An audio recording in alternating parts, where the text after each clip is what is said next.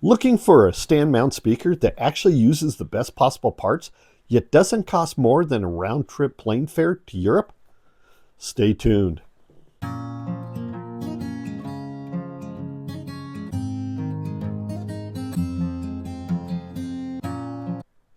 everybody, Mark from Audio Pursuit. First, my legal obligation. I received the Audio Craftsmen Laval speakers after requesting them in an email from Tom Palmer. I was not compensated in any way for this review, and no one from Palmer Audio saw the video before going live on YouTube.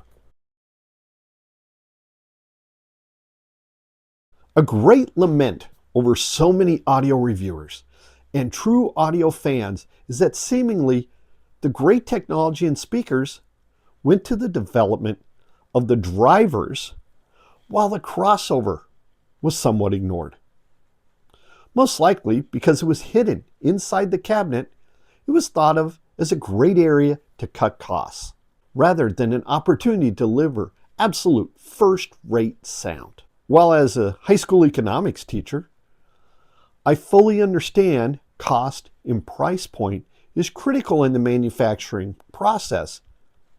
It's terribly sad to see over the years potentially tremendous speakers limited because the manufacturer, usually the big guys, cutting costs even with the economies of scale of their mass production.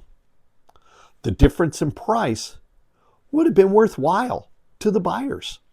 As with my last review, the Buchart S400 Mark II, another stand mount speaker that is focused on first-rate parts quality, both visible and inside the cabinet, are the Audio Craftsmen Laval.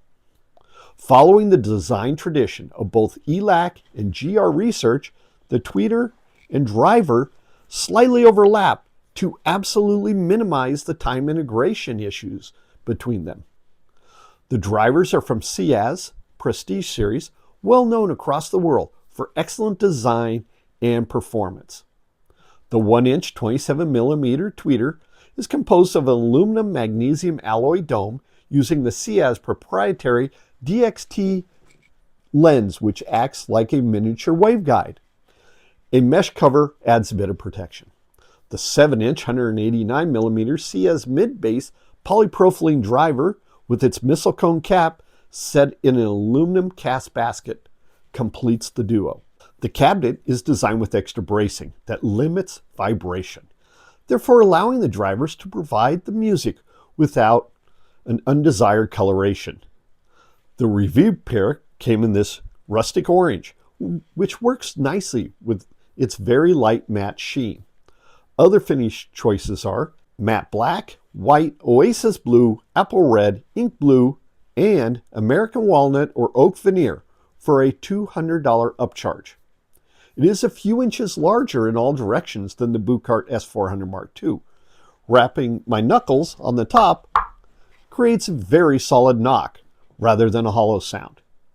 The rear panel has a worthy pair of 5-way binding posts, and more importantly, the rear port is nicely flared in order to avoid the chuffing. And in fact, I never detected it. Since the Lavals arrived from another reviewer, there was no need for a burn-in period. While the Lavals are not particularly finicky, I did spend about 4 hours over a couple of days dialing in the best position in my approximate 11 by 10 foot room. With the speakers on 24-inch Celestion SI stands, out 25 inches from the front wall, 21 inches from the side walls, and 80 inches apart from the center of each tweeter. Like most of the stand mount speakers that I have reviewed or just listened to in my room, I have found a slight toe-in just outside my shoulders works best rather than pointing the Lavals directly at my ears, as the sound was too sharp. I replayed virtually all my music during my review time with all 4 amplifiers in my fleet: the Galleon TS-A75 solid state, the Peachtree GAN 400 Class D, the Emerald Physics 602 SE Hybrid Class D with tubes, and the Vista Audio i34 integrated tube amplifier. The sources were Roon, Qobuz, Wim Ultra Streamer through the Denfrips Aries 2 DAC, and the Oppo HA1 acting as a preamplifier. Within the first few songs on one of my review playlists, the Lavals demonstrated they are cut from serious cloth. The lack of hiss is eye-opening, yet the treble frequencies are in no way constrained. At the same time, for a metal dome tweeter, they're not sharp. The flute of James Galway, the piano attacks of Keith Jarrett, or the vocals of Alison Krauss were reproduced in a truly pleasing way. Tonally, the vocals of males avoided a heaviness or chestiness that sometimes occurs at this price point in order to create richness. The Lavals won't be mistaken for Harbeth, but they are quite comfortable for long listening sessions. Most importantly, the Lavals don't color or thicken the vocals of more reedy singers such as Sting and Kenny Loggins. In addition, singer-songwriters such as Dan Fogelberg, Jackson Browne, James Taylor, and Jesse Colin Young, with their unique vocal talents, are well articulated. Spinning Joni Mitchell's Chord and Spark album on vinyl with the Vista Audio integrated tube amp and their Phono Pre does add a bit more warmth to the mid-range. But surprisingly, not as much as I expected, confirming that the Lavals lean more towards analytical than romantic. This is not a bad thing. It's a matter of personal taste. A good friend of mine who writes for Positive Feedback enjoys the analytical sound more than the romantic. The chorus in Mitchell's Everything Comes and Goes. The differences in the vocals of Mitchell versus her backup singers is highly defined, as is the long instrumental section with both woodwinds and string instruments. The oboe or clarinet, right before Mitchell starts her vocals in the last part of the song, is incredibly well reproduced. Like most every stand mount speaker, performing at absolute club level is not in the wheelhouse of the Lavals. Headbangers, you should look elsewhere. But that's a small minority of the people looking at these Toronto, Canada built and assembled speakers. However, and strangely enough, the Lavals were stunning with techno-electronic music in my listening space. The dynamics of each note created by the synthesizers is stunning. Take a listen to Manhattan Steamroller's Christmas Extraordinaire album. The track Fum Fum Fum, with its clarity in combination with the rolling from one channel to the other in the intro with the drums, is a real treat. While the Lavals were really nice with the power that the Gallion TS A75 amplifier at 75 watts per channel into 8 ohms gave them, and got them moving, no question. But much like the Magnapans, the more power you feed the speakers, the higher they jump. The Emerald Physics 602 SE amplifier at 600 watts per channel into 8 ohms was really a fun match. They were able to dig super deep into the bass and flush it out at lower volumes. Anything with a strong bass line, such as Dire Straits' Brothers in Arms album, or the late John Entwistle's bass in The Who's Imminence front, made pressurizing my room quite easy. The micro details that were a light background with the Vista Audio integrated tube amplifier became a major part of the music, obviously. If you're pairing with a subwoofer, then this becomes a moot point.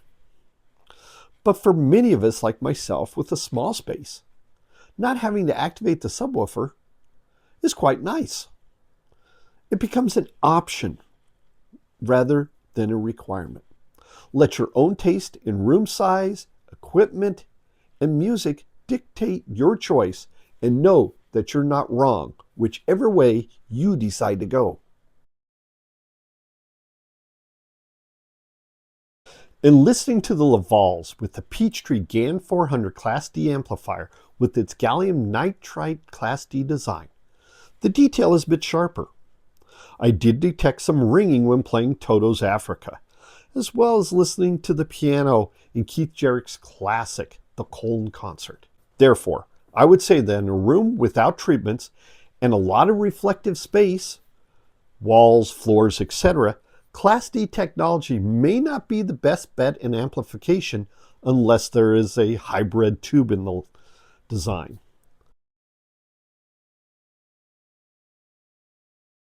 The Lavals are a fascinating speaker in that so many will like their technical, almost ATC-like sound. At the same time, they can be quite casual. I believe this is due to the simple but elegant first-rate parts of the crossover, including the usage of Sonicaps. Like I mentioned before, GR Research speaker designer Danny Ritchie, who's all about using Sonicaps, it seems to have potentially inspired the design of the Lavals.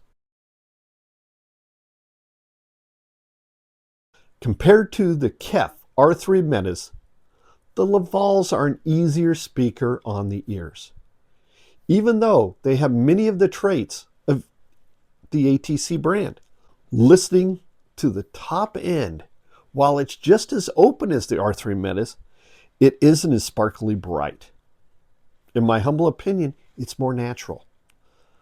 The bass is far more distinct with the Lavals. Now, the Lavals did overlap in time with the Buchart S400 Mark IIs. Therefore, it would be unfair not to compare them. Are they better than the S400 Mark IIs? Honestly, that's going to be a personal choice. If you like a warmer sound, then the Buchart is a better match. If you like a more analytically precise presentation with just a hint of warmth, then the Lavals may be the speaker for you.